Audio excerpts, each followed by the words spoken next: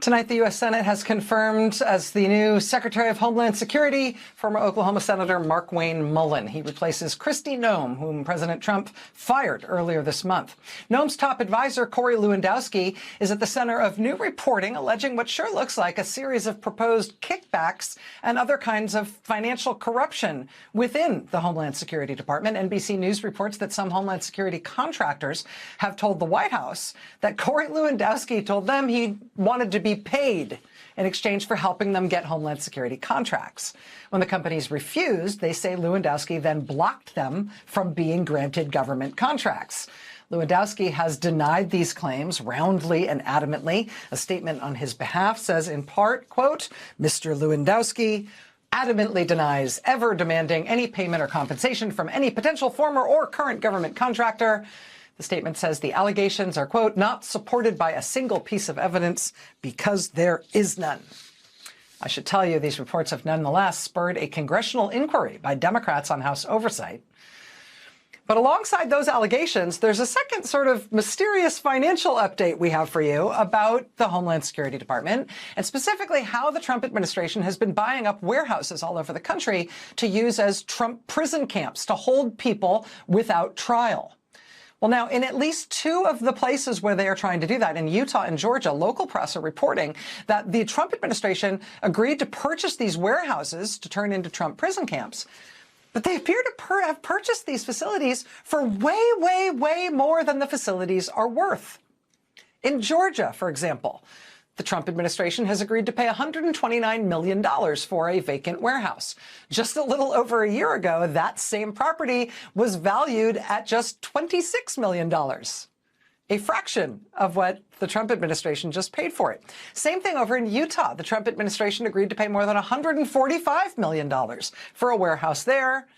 According to local property records, that warehouse is only worth around $97 million, meaning the Trump administration potentially overpaid for that one by, say, $48 million. Why the overpaying? These proposed Trump prison camps have been wildly unpopular in the communities where Trump has been buying up these warehouses. As you see here in Utah, there have been multiple protests against the planned conversion of this Salt Lake City warehouse, which the White House appears to have massively overpaid for, at a time when the agency that paid for them is being accused of rank corruption and self-dealing at the highest levels. What's going on here, and do these two dots connect? More on this in just a moment. Stay with us. Nate Bluin is a state senator from the great state of Utah. His South Salt Lake City constituents are wildly against the Trump administration's efforts to put a massive Trump prison camp in a warehouse in Salt Lake City, a prison camp to hold thousands of people indefinitely and without trial. Senator Bluin is one of the local officials who's attended protests against that facility.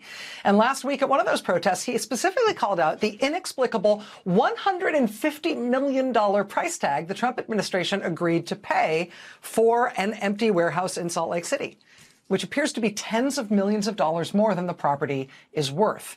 He said, quote, out there, someone is making a whole bunch of money profiteering off the suffering of human lives.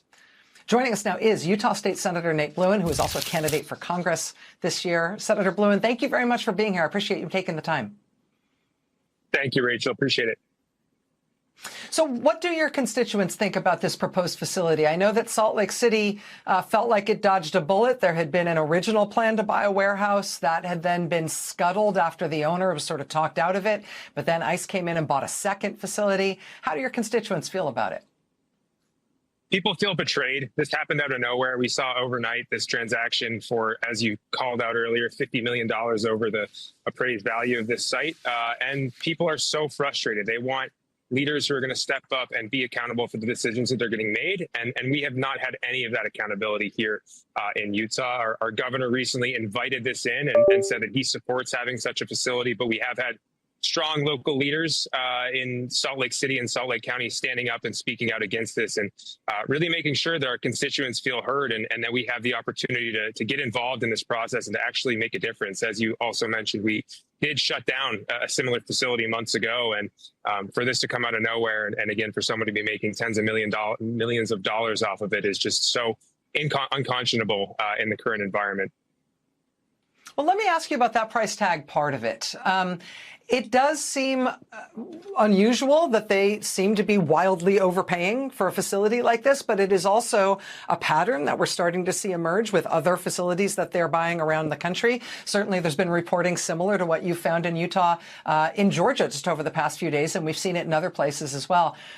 Do you, as a state senator, or does anybody acting locally in Utah have any recourse to try to figure out how the price was arrived at, who, in your words, might be profiteering off of this type of planned facilities? Is there any way to follow the money here?